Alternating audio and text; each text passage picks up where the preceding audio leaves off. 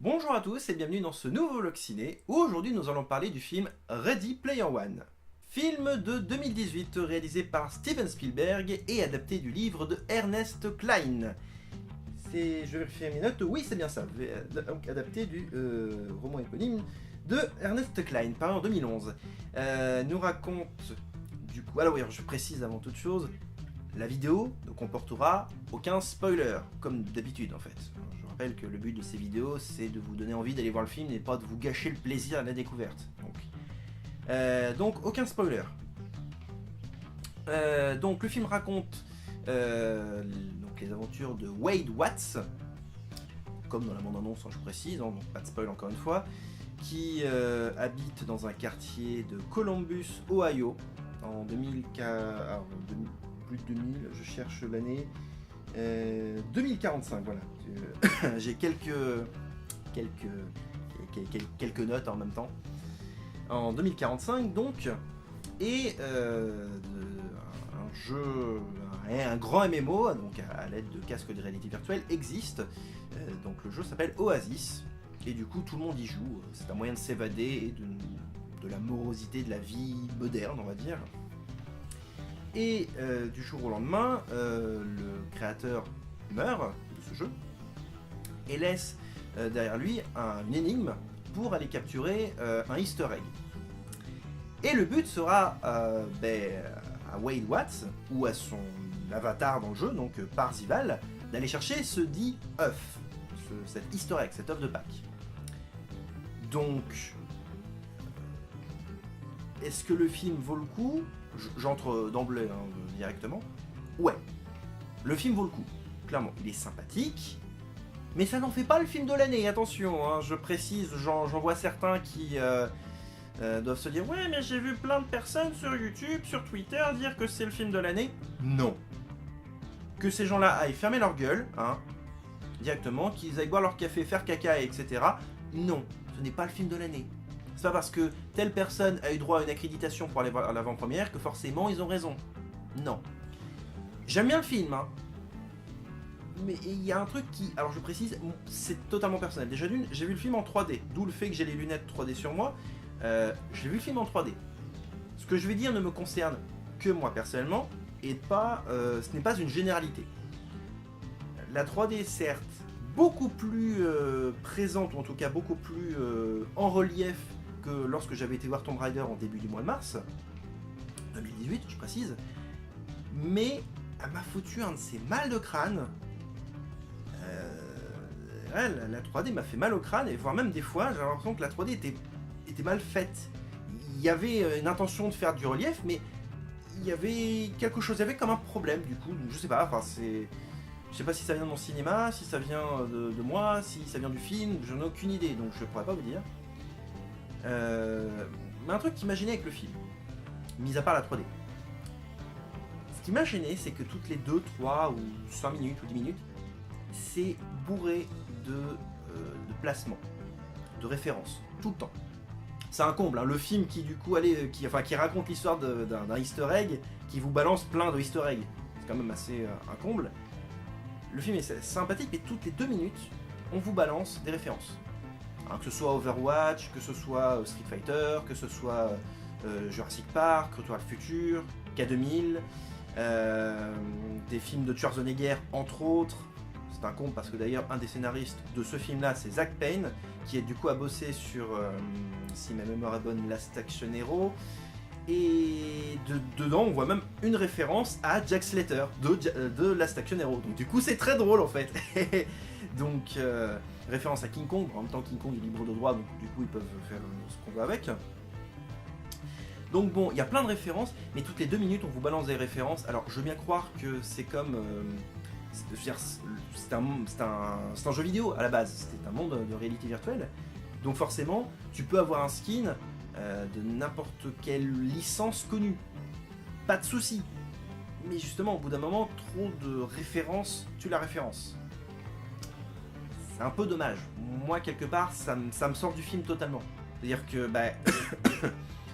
on vous balance plein de références.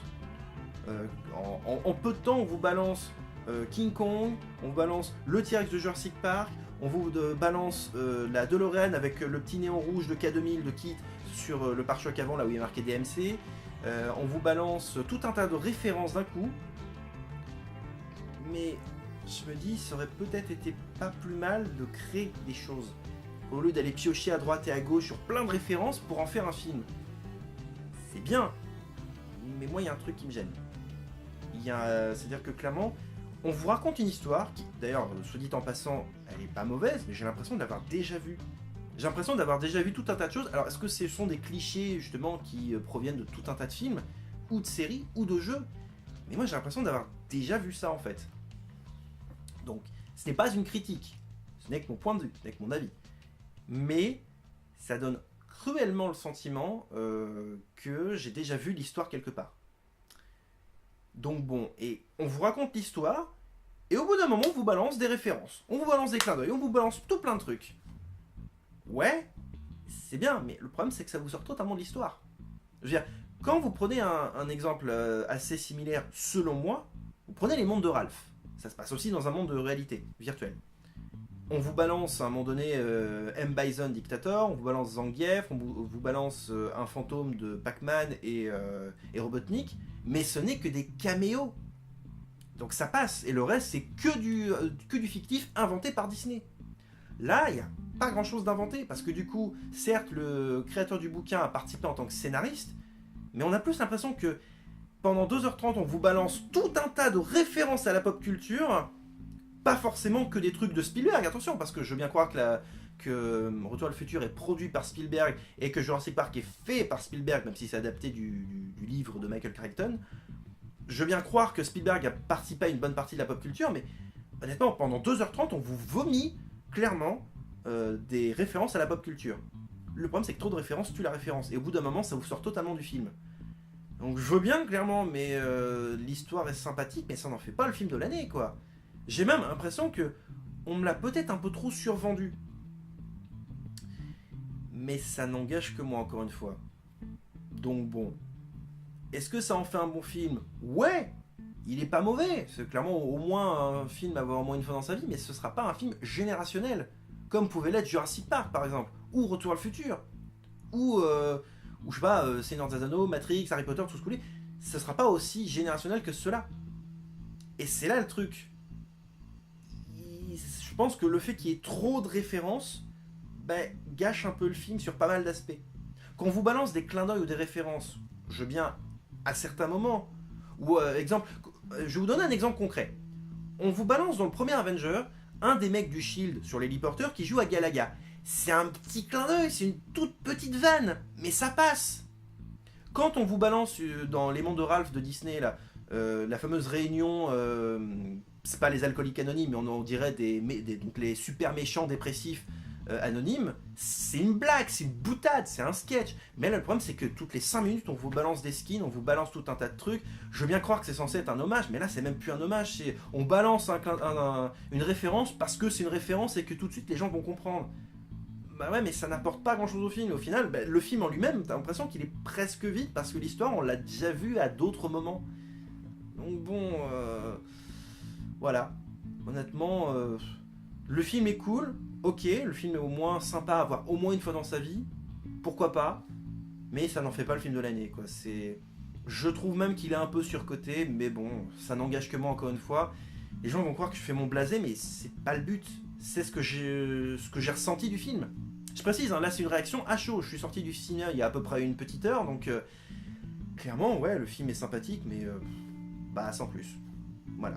Donc, verdict, allez voir le film si vous en avez envie. Clairement, vous allez avoir un bon film de Steven Spielberg, mais ça donne plus le sentiment que c'est un film qui rend hommage à la pop culture plutôt que de raconter une histoire à part entière, alors que l'histoire en elle-même aurait pu être plus intéressante s'il n'y avait pas eu tout cet univers-là de références. Même si, je crois que dans le livre, il y avait aussi tout un tas de références. Mais après, c'est un livre, donc c'est difficile de transposer des médias du livre et de le réadapter façon cinéma. Donc bon. À ce sujet, je vous mettrai dans la description de cette vidéo YouTube le lien pour accéder à la vidéo de mon confrère Punky Boy qui parle justement de la critique de Ready Player One. Alors, c'est une critique qui se base plus sur le bouquin plus que sur le livre. Et je vous mets également, si j'arrive à choper ça, un lien pour ceux qui sont des gens littéraires, hein, comme moi, qui du coup, pour vous permettre d'accéder à Amazon pour acheter du coup le bouquin, si ça vous intéresse bien entendu. Attention, je ne force personne, mais s'il y en a qui sont curieux, je vous mettrai du coup dans la description le lien pour accéder au livre du coup original de Ready Player One. Voilà. Sur ce, ben, c'est la fin de cette vidéo, merci à vous de l'avoir suivi. Par avance, je suis désolé du coup si vous avez pu entendre des bruits de fond, c'est juste qu'il y a des travaux à côté de chez moi, le problème c'est qu'au montage je ne peux absolument pas l'enlever. Donc c'était déjà comme ça pour la vidéo de Tomb Raider. Enfin bon bref, merci à vous d'avoir suivi cette vidéo, on se retrouve très très vite, d'ici là portez-vous bien, salut!